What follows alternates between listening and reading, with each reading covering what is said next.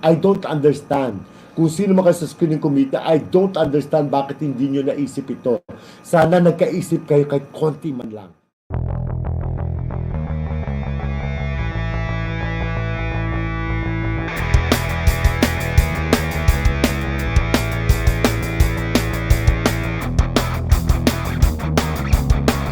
Naniniwala ang veteran showbiz journalist at broadcaster na si Jobert Sualdito na pinulitika ng MMFF ang pag-et sa puwera sa pelikulang In His Mother's Eyes ng Diamond star Maricel Soriano at Roderick Paulate, gayon din sa pelikula ng superstar at national artist na si Nora Honor. Napanood kasi ng co-host ni Jobert na si Chaps Manansala sa YouTube channel nilang OOTD ang nasabing pelikula nga ni Maricel at Roderick ang In His Mother's Eyes.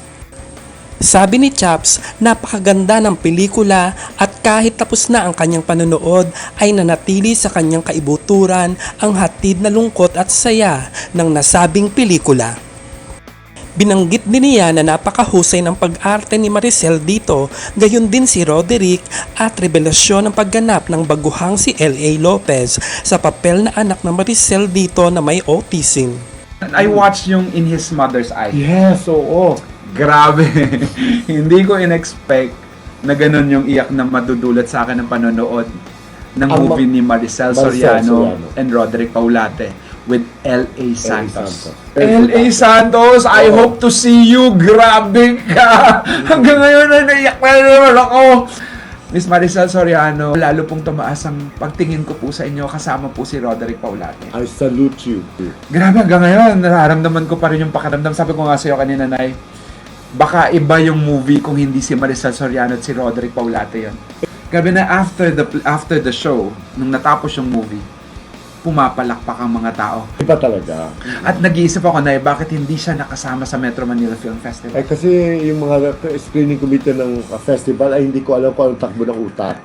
Dahil nga sa kwentong ito ni Chaps, nagpahayag si Jobert at pinanindigan niya ang uning niyang sinabi na mali ang desisyon ng komite ng MMFF na di pagsamasamahin ang mga pelikula ni Nora, Maricel, Vilma at Sharon.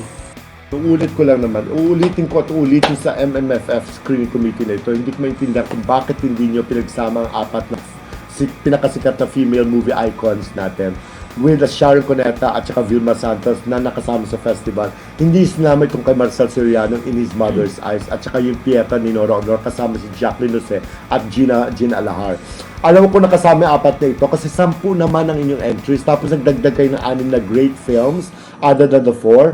It could have been a very, very fantastic at fabulous festival. Kasi for sure yung apat na mga female icons natin, ang mga fans sila ay magdadagsaan sa parade, sa mga sinihan, pagsasabungin ng mga idol sila. Kikita ang festival, mabubuhay ang muntik na mamatay na industry natin. I don't understand. Kung sino man kayo sa screening committee, I don't understand bakit hindi nyo naisip ito. Sana nagkaisip kayo kahit konti man lang.